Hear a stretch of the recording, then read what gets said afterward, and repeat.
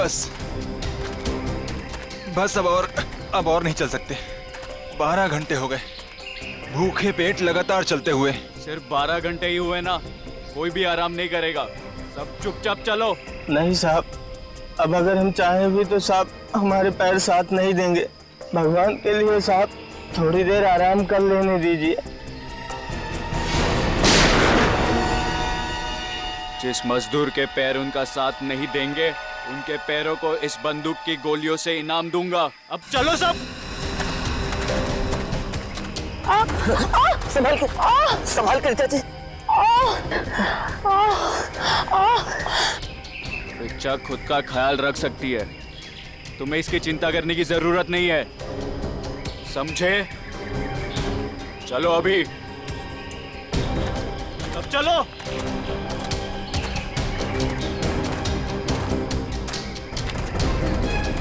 अब मैं अमर हो जाऊंगा।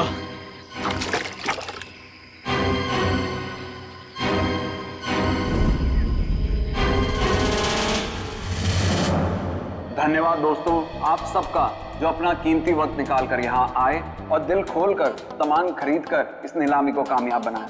अब बारी है उस नीलामी के आखिरी पड़ाव की, आखिरी खरीद की, जिसका आप सबको बहुत बेसब्री से इंतजार था। दोस्तों, सैकड़ों साल पहले स्पेनिश और पुर्तगाली लोग भारत आए थे मसालों का व्यापार करने के लिए। ये डायरी उसी वक्त उसी दौर की है और इस डायरी की खास बात यह है कि इसमें क्या लिखा है मुझे नहीं मालूम, और मुझे तो क्या किसी को भी नहीं मालूम सिवाय इसके मालिक के। ये डायरी स्पेनिश सेलर जॉनसन वैंगलर की थी, जिसे सैकड़ों साल पहले मिस्टर राघव ने नीलामी में खरीदा था और आज उनके पोते मिस्टर सुनील इसको फिर नीलाम कर रहे हैं। मिस्टर सुनील, क्या आपको पता है इस डायरी में क्या लिखा है? जी नहीं। तो फिर ये ऐतिहासिक डायरी आप नीलाम क्यों करना चाहते हैं? इसे पढ़ क्यों नहीं लेते? मुझे कोई फर्क नहीं पड़ता कि डायरी में क्या लिखा है और क्या नहीं, मुझे बस पैसा चाहिए, सिर्फ और सिर्फ पैसा। तो नीलामी शुरू की जाए। नीलामी शुरू करते हैं 10 लाख रुपयों से। 20 लाख। 20 लाख। और कोई? 30 लाख। 30 लाख। वाह साहब, और आपसे ज्यादा कोई है 30 लाख से ज्यादा? 40 लाख। 40 लाख। 50 लाख। अरे वाह, ये हुई असली कदरदानों वाली बात। कोई और है जो 50 लाख से ज्यादा की बोली लगाएगा? 50 लाख 1, 50 लाख 2, 1 करोड़। वाह साहब, इसे कहते हैं असली कदरदान, जो लाखों की चीज करोड़ों तक पहुंचा दे। 1 करोड़ 1, 1 करोड़ 2, अरे 1 करोड़ 3। 1 करोड़ का चेक मैंने पहले ही आपके ऑफिस में जमा कर दिया है। ये डायरी अगले 1 घंटे में मेरे घर पहुंच जानी चाहिए।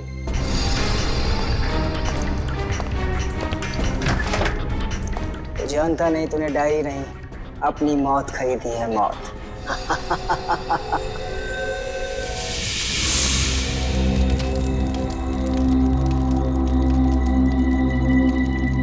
ओह नो, मेरा पानी खत्म हो गया। गाइस, तुम लोग पास पानी है क्या?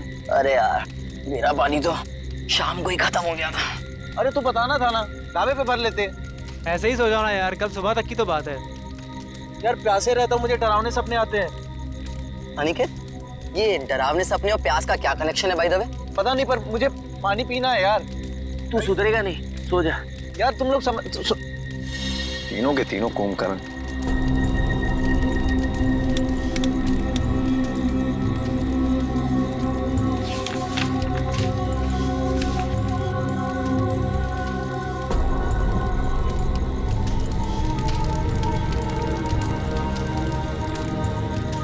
इस नक्शे के हिसाब से तालाब करीब आधे किलोमीटर दूर पे है।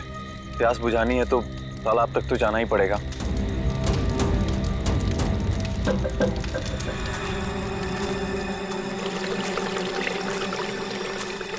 ये पानी की आवाज आ रही है, लगता है तालाब कहीं आसपास में ही है। और ये नक्शा भी यही बता रहा है कि तालाब पास में है।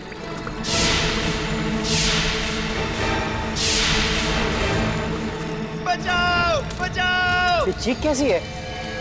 अरे ये अनिकेत कहाँ चला गया? कहीं ये उसी की चीख तो नहीं? अनिकेत! अनिकेत! अनिकेत! अनिकेत! अनिकेत!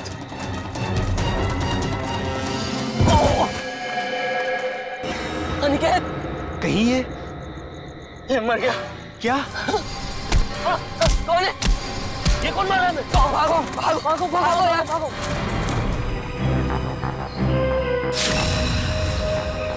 सर तो किसी भारी चीज से वार किया गया है। कैसे हुआ ये सब? सर कल रात अनिकेत बाहर आया पानी पीने, उसी दौरान किसी ने इसकी जान ले ली। और तो और सर हमारे साथ भी हाथापाई हुई। कितने लोग थे? सर अंधेरा काफी था, अचानक हमला हुआ और ठीक से कुछ मालूम नहीं पड़ा सर। सर हमारा एक साथी पूरब भी अब कल रात से नहीं मिल रहा। कल रात वो हमसे बिछड़ गया और मुझे तो डर है कि कहीं अनिकेत की तरह उन लोगों ने पूरब को भी। घबराओ नहीं, हम लोग पूरा को जल्दी ढूंढ लेंगे। चलो ढूंढो, देखो कुछ मिलता है क्या।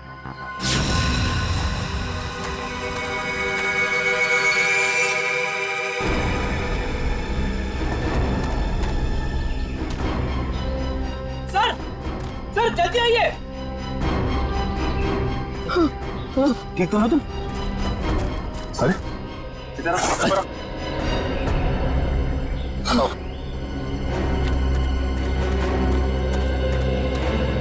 सुनिए, यस सर। प्लीज इधर आइए। पूरब तू ठीक तो है ना? आप लोग ये बताइए कि किसी पे शक है आप लोगों को? सर शायद ये उस बाइक वाले का काम है। बाइक वाला? कौन कौन बाइक वाला? सर वही बाइक वाला जिसने कल शाम हम सबको धमकी दी थी। कल की बात याद है तुम लोगों को? ये सबसे ज्यादा पंगे करता है। ये कौन है? क्या बात है बॉस, कुछ चाहिए क्या? हाँ चाहिए, मुझे चाहिए कि तुम सब लोग सुरक्षित रहो। सुरक्षित? ये इलाका बहुत खतरनाक है, अपने अपने घर लौट जाओ, उसी में तुम सबकी भलाई है। वो हमें धमकी दे रहा है। धमकी समझो, विनती समझो या फिर चेतावनी, जो समझना है समझ लो। मेरा फर्ज था तुम्हें सचेत करना, जो मैंने कर दिया। अब अगर मौत के मुंह में जाने का इतना ही शौक है तो खुशी से जाओ। सर शायद वो 100 किलोमीटर से हमारा पीछा कर रहा था और जिस ढाबे पे हम लोग रुके थे सर वो भी वही रुका था। और उस आदमी का चेहरा नहीं याद है आप लोगों को? नहीं सर, उसने एक पल के लिए भी हमारे सामने हेलमेट नहीं उतारा। ढाबे में खाना खाते समय तो हेलमेट निकाला होगा ना? ढाबे वाले से पता करो, देखो शायद उसे कुछ याद हो। ठीक है, तुम साथ में।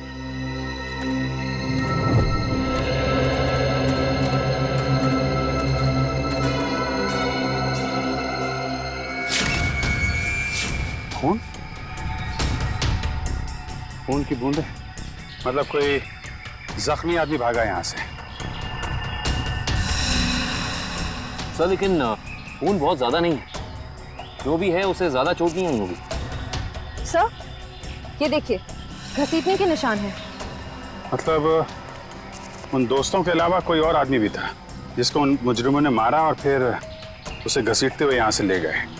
सर ये रास्ता तो सीधा मेन रोड की तरफ जाता है। इसका मतलब जो भी गुनहगार था उसे इस जंगल और रास्ते का पूरा ज्ञान था। हाँ, तभी तो रात के अंधेरे में भी यहाँ पहुँचने में कोई गलती नहीं की उन लोगों ने। ये टायर के निशान, ये तो किसी बड़ी गाड़ी के लगते हैं।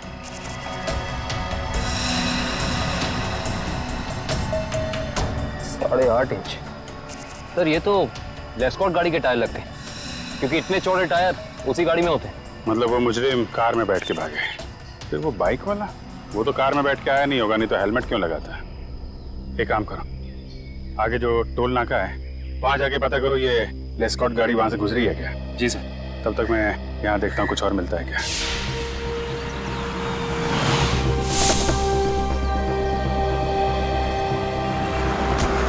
यही है वो ढाबा जहाँ मैं और मेरे दोस्त खाना खाने के लिए रुके थे।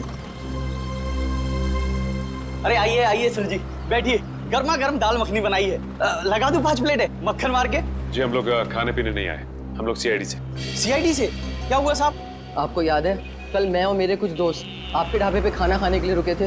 हाँ हाँ, हल्का हल्का याद तो आ रहा है, पर आपको इतनी चोट कैसे लगी? कल रात इनके ऊपर हमला हो गया और उस हमले में इनके दोस्त अनिकेत की मौत हो गई। हे भगवान, ये हो क्या रहा है आजकल? समाज में दिन ब दिन जुर्म बढ़ता ही जा रहा है। हाँ वो तो है, लेकिन हमें शक है कि इस जुर्म में एक बाइक वाला शामिल है जो कल यहाँ पे आया था। बाइक वाला? जी हाँ, उसने एक ब्लैक बाइकर सूट और ब्लैक हेलमेट पहना था और मुझे अच्छे से याद है उसके पास नलोंजन मॉडल की बाइक भी थी। एक बाइक वाला आया तो था। अच्छा, उस बाइक वाले के बारे में कुछ याद है आपको? कैसा दिखता था वो? साहब इतना तो याद नहीं, लेकिन शायद रामू को पता होगा। रामू जरा इधर आना। जरा बताना साहब लोगों को उस बाइक वाले के बारे में। जब उसने हेलमेट उतारा था तो मैंने एक ही झलक देखा था सेठ जी। बहुत अजीब आदमी था, अजीब तरीके से बर्ताव कर रहा था। देखो तुमने उसकी एक झलक देखी ना, तुम्हें जो कुछ भी याद है हमारे लिए उसका स्केच बनवाओ। हाँ इशिता, ठीक है, कोशिश जारी रखना। क्या हुआ श्रेया? सर, सारांश का अभी तक पता नहीं चल पा रहा।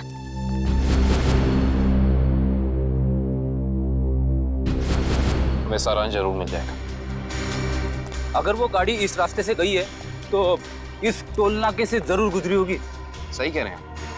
अरे भाई साहब, यहाँ कल रात में 3 बजे के आसपास कोई लेस्कॉट गाड़ी निकली है यहाँ से? पता नहीं सर, मेरी तो दिन की शिफ्ट होती है, रात की शिफ्ट वाला शाम को आएगा।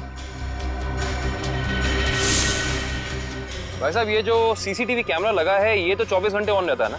जी हाँ सर। इसकी फुटेज देख सकते हैं फिर आप? हम लोग सीआईडी से। हाँ हाँ, देख सकते हैं। आइए।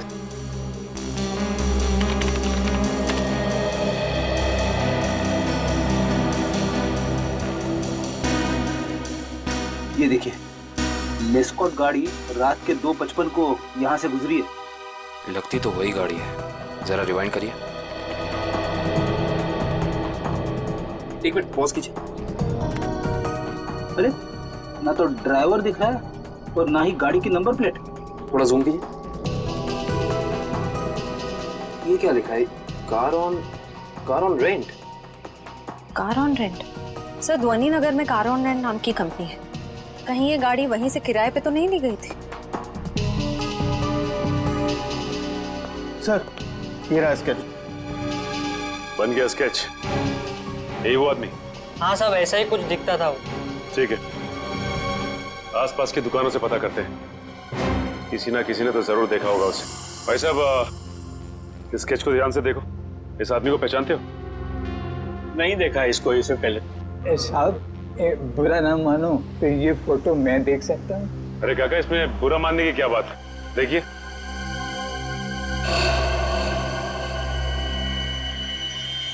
ये कैसे हो सकता है? नहीं, ये नहीं हो सकता, ये नहीं हो सकता, असंभव, असंभव। अरे काका, क्या नहीं हो सकता? क्या संभव है? ये नहीं हो सकता, रणवीर वापस नहीं आ सकता। काका, इस आदमी का नाम रणवीर है? हाँ, मैं उसे अच्छी तरह जानता हूँ, कभी नहीं भूल सकता उसे। काका, इस आदमी के बारे में आप जो कुछ भी जानते हैं प्लीज हमें बताइए। बहुत पुरानी बात है, तकरीबन 73 साल पहले मैं जब बच्चा था तो एक रात को मैंने उसे अपने पिताजी से बातें करते हुए सुना था। मदन, मेरी बात मानो। अगर तुमने मुझे उस तालाब को ढूंढने में मदद की तो तुम्हारी जिंदगी हमेशा हमेशा के लिए बदल जाएगी। मेरी जिंदगी जैसी भी है ठीक है, आप मुझे इस सबसे दूर ही रखें तो अच्छा होगा। देखो, इस इलाके से जितनी अच्छी तरह तुम परिचित हो वैसा इस गांव में कोई नहीं है। इनकार मत करो, तुम ही मुझे मेरी मंजिल तक पहुंचा सकते हो। ये सिर्फ मेरा सपना ही नहीं, मेरा जुनून भी है। बहुत ही गलत जुनून चुना है आपने रणवीर जी। अगर आप प्रकृति के नियमों के खिलाफ जाएंगे तो प्रकृति आपको कहीं का नहीं छोड़ेगी। वो जगह शापित है, शापित। ना जाने कितने लोगों की जान ले चुकी है। भूल जाए अपने सपने को। क्या तुम भूल सकते हो अपनी बीवी को, जो इस वक्त अस्पताल में जिंदगी और मौत के बीच में झूल रही है? नहीं ना? वैसे ही मैं अपने सपने को नहीं भूल सकता। जरा सोचो, अगर वाकई उस तालाब के पानी में मौत को हराने की ताकत है तो तुम्हारी पत्नी को एक नई जिंदगी मिल सकती है। सोच क्या रहे हो मदन? हम एक दूसरे की मदद से अपने आने वाली जिंदगी को सुधार सकते हैं। तो बोलो, मंजूर है?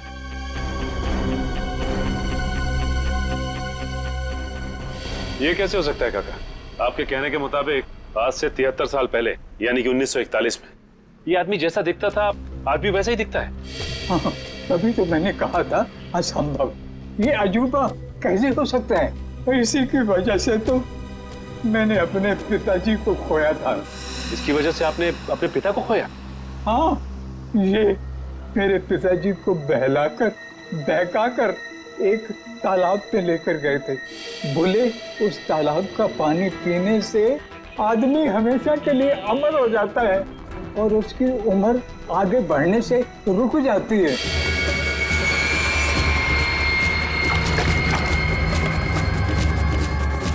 ये कैसा तालाब है काका? मेरे पिताजी तो वापस नहीं आए, शायद उसे वो चमत्कारी तालाब मिल गया होगा और उसी की वजह से आज तक 73 साल पहले जैसा अभी तक वैसे का वैसा ही दिखाई दे रहा है। काका ये कैसी बातें कर रहे हैं आप? ये सारी बातें किस्से कहानियों में होती हैं, असल जिंदगी में इनका कोई लेना देना नहीं, समझे? बिना आग के कभी धुआं नहीं उठता बेटा। तुम भले ही ना मानो, लेकिन उस तालाब के पानी में कोई शक्ति है जो मौत को भी पराजित कर सकती है। सर पूरा जंगल छान मारा लेकिन कोई सुराग नहीं मिला। एक मिनट वो देखो, ऐसा लगता है यहाँ हाल फिलहाल में ही खुदाई हुई है। तो देखो। Yes sir.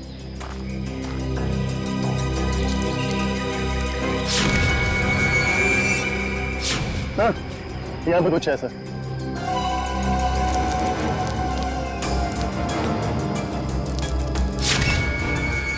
माय गॉड, ये तो सालों पुराना कंकाल लगता है।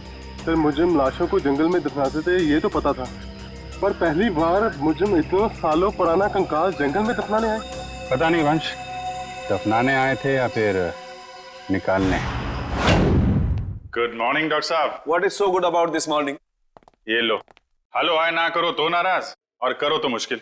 अरे इतने उखड़े हुए क्यों हैं सर आप?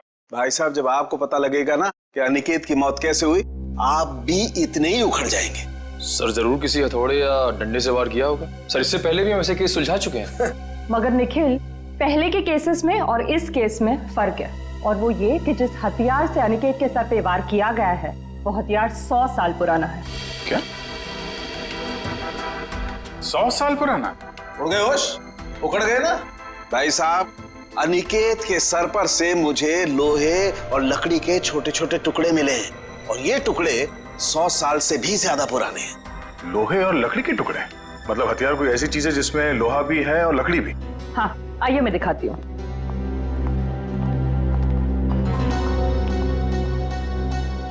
ये देखिए, कुछ इस तरह। मगर सर इतना पुराना हथियार खूनी के हाथ लगा कहाँ से?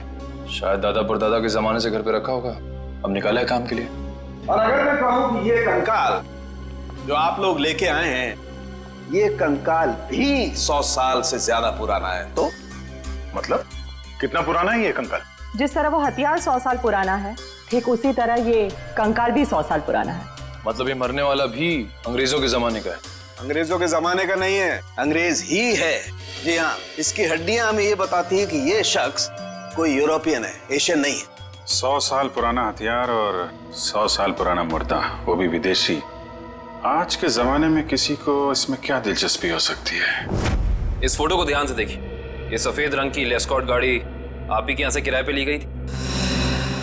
माफ कीजिए सर, इस फोटो में कार की नंबर प्लेट नहीं दिख रही है, इसलिए बता पाना मुश्किल है कि कार किसने किराए पर ली थी। अरे भाई कमाल करते हैं आप, है तो आप ही की कंपनी की गाड़ी ना, नंबर प्लेट ना सही कुछ और देख के पहचान लीजिए। सर 100 से ज्यादा गाड़ियां हैं हमारी कंपनी में और इसी मॉडल इसी रंग की करीब 20 गाड़ियां हैं।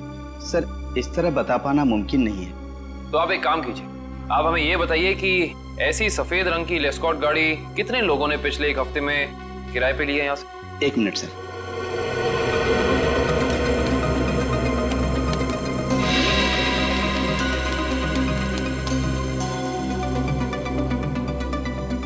सर कुल मिलाकर 7 लोग हैं जिन्होंने पिछले हफ्ते सफेद रंग की लेस्कॉट कार किराए पर ली थी। गुड, अब हमें इन 7 की पूरी जानकारी चाहिए। ठीक है सर। देखते हैं क्या पता चलता है। 5 लोगों से पूछताछ कर चुके, बचे 2। इन्हीं में से कोई एक है जो इस केस की अगली कड़ी साबित होगा। हाँ लेकिन फ्रेडी जी, ये पता करने के लिए भी रिसेप्शन पे कोई होना चाहिए, यहाँ तो कोई है ही नहीं। हाँ, यहाँ तो कोई दिख ही नहीं रहा है। जी नमस्ते, कहिए। हम लोग सीआईडी से।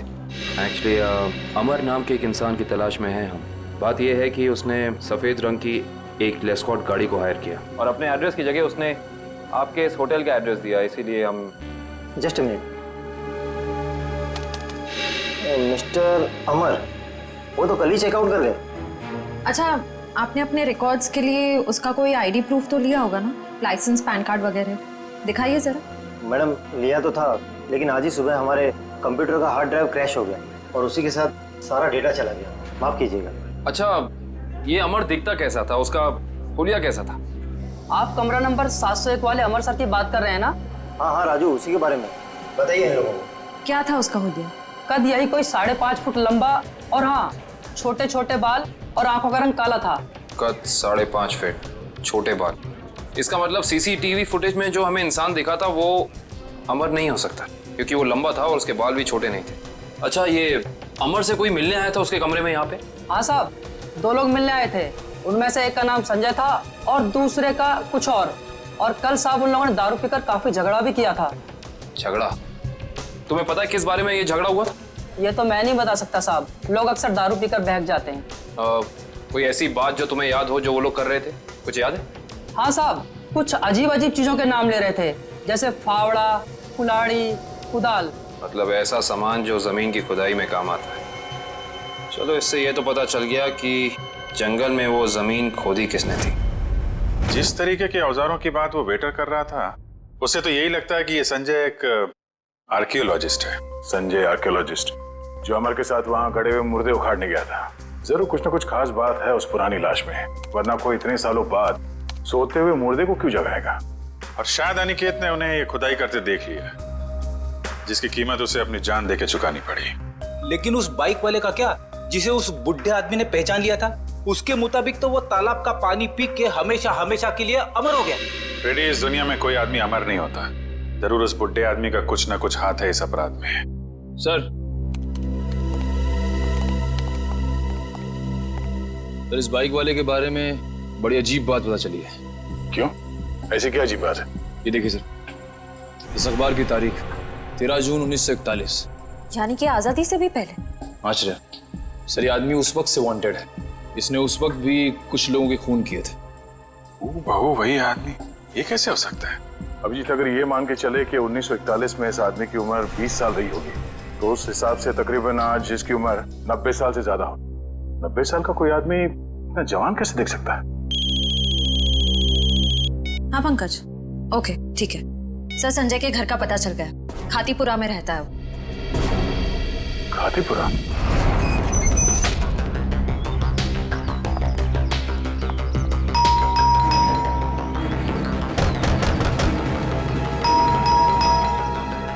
लगता है संजय को हमारे यहाँ आने की खबर लग गई होगी, इसीलिए भाग गया होगा। भाग कर जाएगा कहाँ?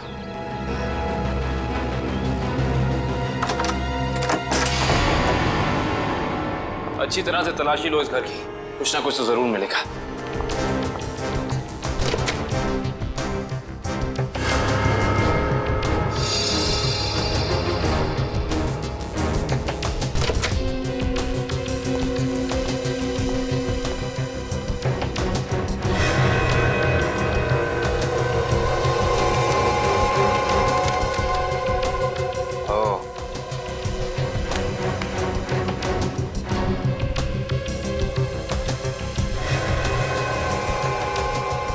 सर, आश्रया, सर ये देखिए संजय का पासपोर्ट, इस पे काफी सारे देशों के वीजाज लगे हैं। तो लगता है इस भाई साहब को सैर सपाटे का बहुत शौक था। ये देखो श्रेया, इसकी चेकबुक की डिटेल से साफ साफ पता चल रहा है कि इस इंसान ने करोड़ों रुपए खर्च किए हैं म्यूजियम्स और नीलामियों से सामान खरीदने में। देखो, इसका मतलब संजय बहुत अमीर है और आर्ट में काफी दिलचस्पी रखता है। अब इसे ये दिलचस्पी आर्ट में है या किसी खास चीज में, ये तो वक्त ही बताएगा। लेकिन एक बात तो तय है, ये संजय किसी की तलाश में है, कोई ऐसी चीज जो इसे दुनिया के कोने कोने में ले जा रही है, हर म्यूजियम, हर बड़ी नीलामी तक। सर, हाँ, अलमारी में से ये डायरी मिली है, छुपा के रखी हुई थी। दिखने में तो ये कोई ऐतिहासिक डायरी लगती है। कुछ तो खास बात है इस डायरी में, काफी नायाब और अलग किस्म की डायरी है ये। सर, शायद संजय ने इस डायरी को किसी नीलामी में खरीदा होगा। अभी पता चल जाएगा। जरा हाथ लगाइए। ओह, तो ये उसी स्पेनिश शिप के कैप्टन की डायरी है जो अपनी हर यात्रा के बारे में अपनी डायरी में लिखा करता था। ये वही डायरी है। इसका मतलब इस डायरी में उस रहस्यमय तालाब के बारे में भी जरूर लिखा होगा। सर, इसका मतलब संजय भी उस रहस्यमय तालाब को ढूंढ रहा था, इसलिए उसने ये सारा सामान खरीदा। हो सकता है श्रेया, लेकिन अगर ये वही डायरी है तो उस रहस्यमय तालाब का नक्शा, कोई मैप, कोई जरिया जरूर होना चाहिए इसमें।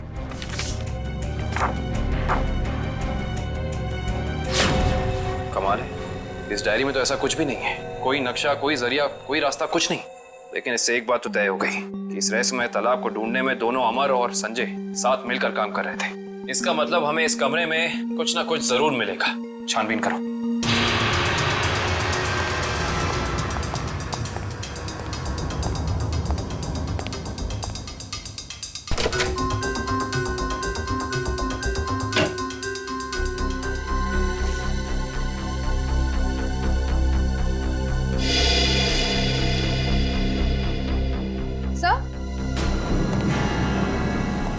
ये देखिए, क्या बता?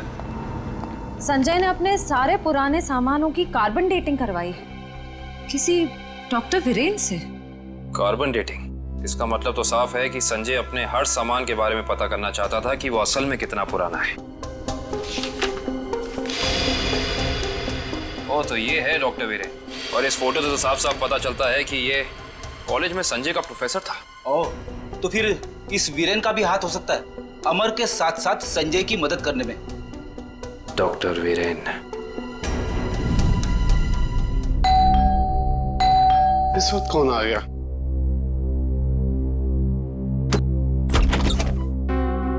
आप लोग? हम लोग सीआईडी से, डॉक्टर वीरेन से मिलना है। अभी बुला था सर। आप लोग बैंक से आए ना? नहीं साहब, ये सीआईडी से आए सर। सीआईडी? इसे पहचानते हैं आप? जी नहीं। किसने मारा इसे? हमें पता होता तो अब तक मुजरिम सलाखों के पीछे होता। देखिए, मैं इस मामले में आपकी कोई मदद नहीं कर सकता। चलिए इस मामले में ना सही, लेकिन किसी और मामले में हमारी मदद कर दीजिए। मैं कुछ समझा नहीं। मैं समझाता हूँ। आप हमें उस रहस्यमय तालाब के बारे में बताइए, जिसका पानी पीकर इंसान कभी मरता नहीं है, जवान रहता है, अमर हो जाता है। ये क्या मजाक कर रहे हैं आप? अगर ऐसा कोई तालाब होता तो दुनिया में मौत नाम की चीज ही नहीं होती। कमाल करते हैं आप भी। हमें तो लगा कि आपके स्टूडेंट संजय ने आपको सब कुछ बताया होगा, लेकिन उसने आपको तालाब के बारे में कुछ नहीं बताया लगता है। संजय? तो आप संजय को जानते हैं? सिर्फ जानते ही नहीं, उसके घर होकर आ रहे हैं, जहां हमें पता चला है कि वो अपनी हर पुरानी चीज की कार्बन डेटिंग डॉक्टर वीरेन से कराता है, यानी कि आप। देखिए, संजय एक आर्कोलॉजिस्ट है और ये तो उसके एक काम का हिस्सा है। हिस्सा? हिस्से से याद आया कि आपके हिस्से की कॉफी ठंडी हो रही है डॉक्टर साहब, पी लीजिए। ठंडी कॉफी पीने में कोई मजा नहीं है। वैसे ये कॉफी का दूसरा कप किसके लिए? इस घर में और भी कोई है क्या? हाँ साहब, अभी भी। तुम जाओ। ये अभी मेरा दोस्त आया था, उसी का है। नहीं, आपके दोस्त का नाम संजय तो नहीं? देखिए वीरेन साहब, आप शक्ल से तो निहायत ही शरीफ इंसान लगते हैं। अब इस संजय की वजह से आपको जेल में जाकर चक्की पीसनी पड़े, हम में से किसी को भी अच्छा नहीं लगेगा। मैं वाकई नहीं जानता कि संजय कुछ गैर कानूनी काम कर रहा है। लेकिन अब तो पता चल गया ना, आपकी भलाई इसी में है कि जो कुछ भी है सच सच बता दो। देखिए, संजय को कुछ पोर्तुगली एक्सप्लोरर का सामान मिला था, उसमें लैटिन भाषा में कुछ लिखा हुआ था। उसका मतलब जानने के लिए वो मेरे पास आया था। इसका मतलब वो मुर्दा उसी पुर्तगाली एक्सप्लोरर का होगा, और उसी के सामान की तलाश में संजय जंगल में गया था। क्या लिखा था लैटिन भाषा में? उसमें एक गुफा का नाम लिखा था, सिनारी गुफा। शिनारी गुफा?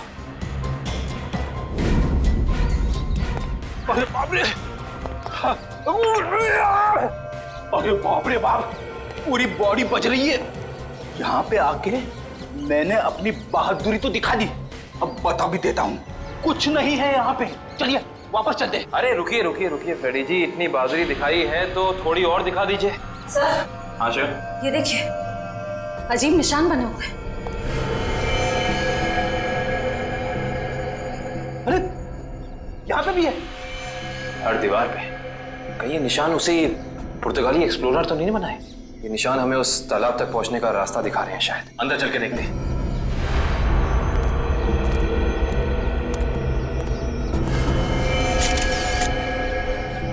दो लाशें।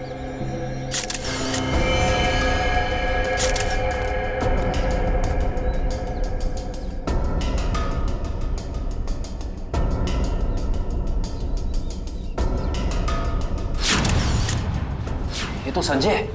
और सर, हो ना हो ये जरूर अमर की लाश है। ये देखिए, होटल के वेटर ने हमें जो हुलिया दिया था, ये हूबहू वैसा ही है। लगता है ये दोनों यहाँ पे उस तालाब की तलाश में आए थे जिंदगी को अमर बनाने, और बदले में मिली मौत। है कौन वो आदमी जो तालाब की खोज करने वाले लोगों का खून कर रहा है? जरूर कोई ऐसा है फ्रेडी जी जो नहीं चाहता कि उसके अलावा इस तालाब के बारे में किसी और को पता चले। सर, हो ना हो, ये काम जरूर रणवीर का ही होगा, क्योंकि जब संजय खुदाई कर रहा था तब रणवीर भी वहां मौजूद था। सर, हाँ, यहाँ पे जूतों के निशान है। ये देखिए, अलग अलग जूतों के निशान दिख रहे हैं। कम से कम 5 लोगों के होंगे। सही कह रहे हैं आप। 2 तो अमर और संजय के होंगे, 1 रणवीर का, बाकी 2 निशान। इसका मतलब साफ है कि इस गुनाह में 2 और लोग शामिल हैं, लेकिन कौन? सिंबल्स को देख के लगता है कि ये हमें उस चमत्कारी तालाब का रास्ता बता रहे हैं। न जाने कितने साल पहले बनाए गए होंगे ये निशान, तालाब की तलाश में। और इन निशानों के अंदर ही वो चाबी छुपी है जिससे हम इस केस का ताला खोल सकते हैं। अरे सर, ये तो एक टापू बन गया। और इसके बीचों बीच में है ये तालाब। मगर सर, ये टापू है कहाँ पे और हम यहाँ तक पहुंचेंगे कैसे? इसका पता चल जाएगा निखिल, अगर हम इन निशानों की भाषा समझ पाए, उनको अक्षरों में बदलेंगे तो पता चलेगा। सर, इस तरह के निशान मैंने पजल्स की किताबों में देखे हैं। अब पजल के साथ हायरोग्लाइफिक अल्फाबेट बुक भी आती है ना? हाँ सर। वंश, जल्दी से जाकर वो किताब लेके आओ। Okay sir.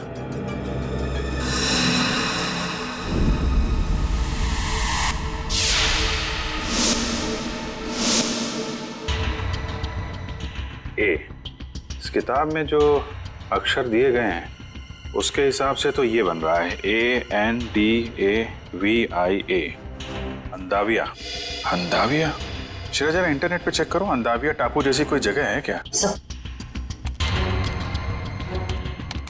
सर, ये देखिए, ये अंदाविया नाम का टापू भारत के दक्षिणी दिशा में, यानी कि इंडियन ओशन में। मगर सर, यहाँ लिखा है कि ये टापू बिल्कुल खाली है, यहाँ कोई नहीं रहता। और इस टापू का मौसम और वातावरण रहने के अनुकूल नहीं है। अब समझ में आया कि किसी को ये चमत्कारी तालाब मिला कैसे नहीं। तो इस केस का अंत इस अंदाविया टापू में ही होगा।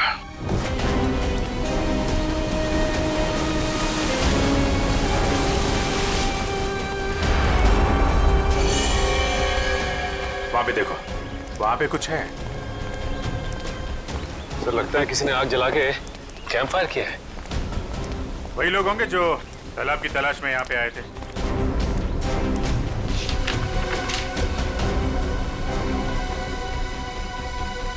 इस मैप के हिसाब से तो उत्तर दिशा में करीब 7 किलोमीटर अंदर है वो तालाब। एक काम करते हैं, यहाँ से सब लोग अलग अलग हो जाते हैं। किसी को कुछ भी मिलता है फौरन एक दूसरे को इन्फॉर्म करेंगे। ओके? Yes sir. सचिन,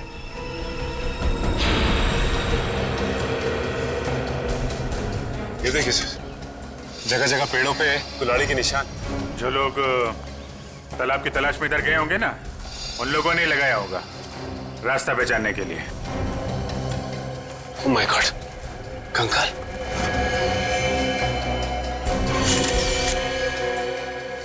न जाने कितने साल पुराना मुर्दा है ये।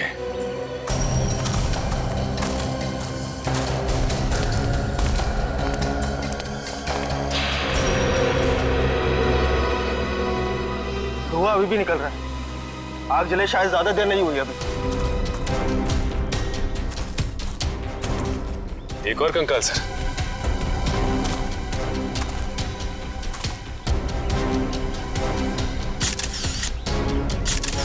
सर, जिंदगी देने वाले तालाब ने न जाने कितने लोगों की जानें ले ली है। जिंदगी तालाब नहीं ले रहा है सचिन, कोई इंसान ले रहा है जिसका कोई ना कोई राज जुड़ा है उस तालाब के साथ।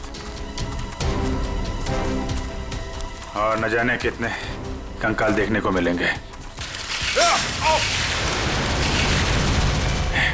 ये तो ट्रैप है, कोई आ रहा है।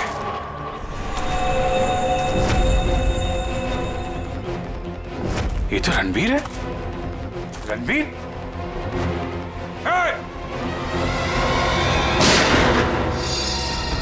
गोली चलने की आवाज इस तरफ से आई। कहीं उनको कुछ हो तो नहीं है? चलो।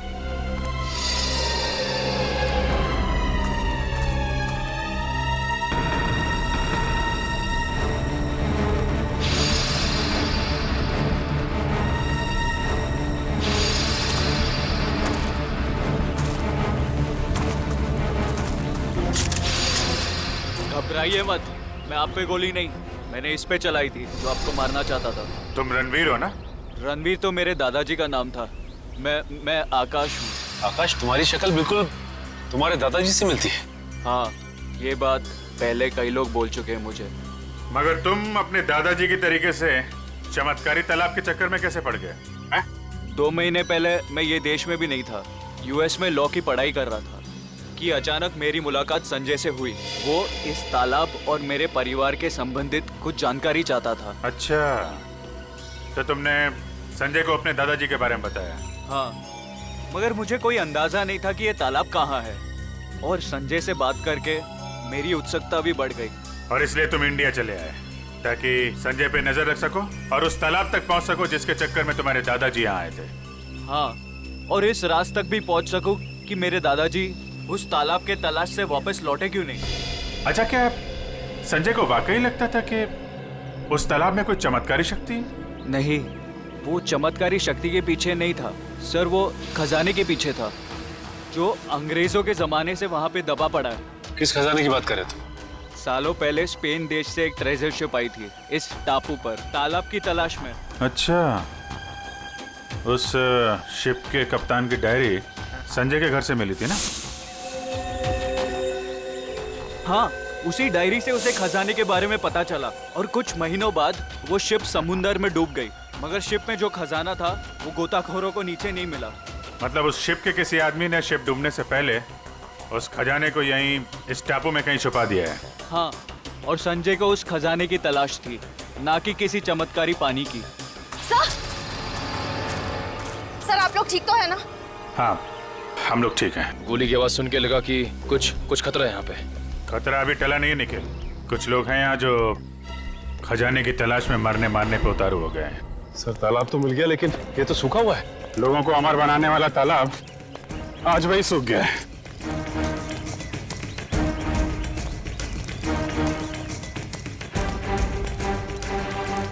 सर, सोने का सिक्का? सोने का सिक्का? मतलब खजाना था यहाँ पे?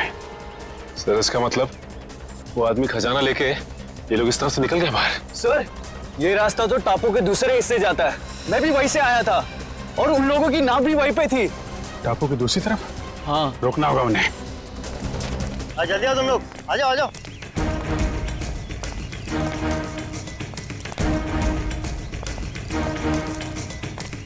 बस बस बस, खजाना यहीं रख दो, बाकी की जिम्मेदारी सीआईडी की है।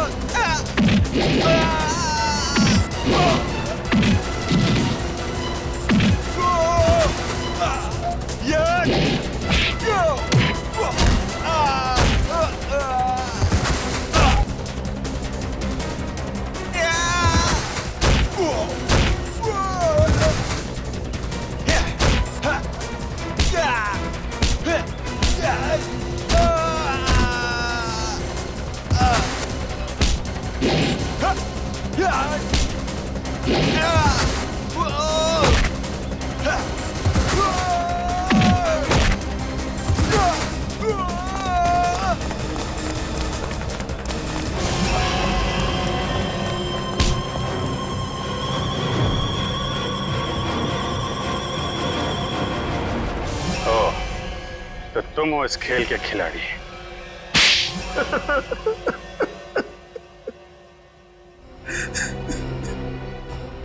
हाँ, मैंने ही मारा है अमर को, संजय को और अनिकेत को भी।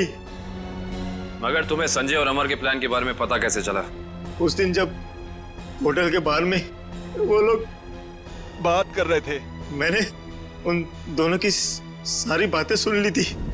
हम बहुत जल्द खजाने तक पहुंचने वाले हैं, फिर हम बेशुमार दौलत के मालिक हो जाएंगे।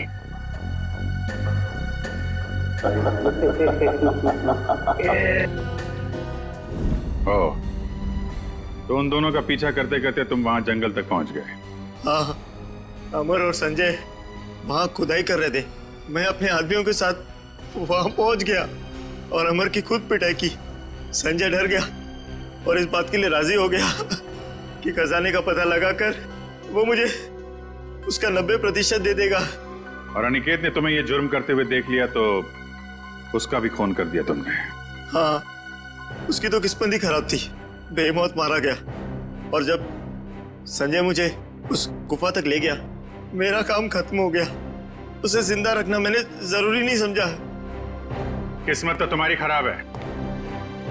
जिस खजाने की लालच में तुमने इतना बड़ा गुनाह किया, उसका 1 रुपया भी खर्च नहीं कर पाओगे तुम। फांसी होगी तुम्हें।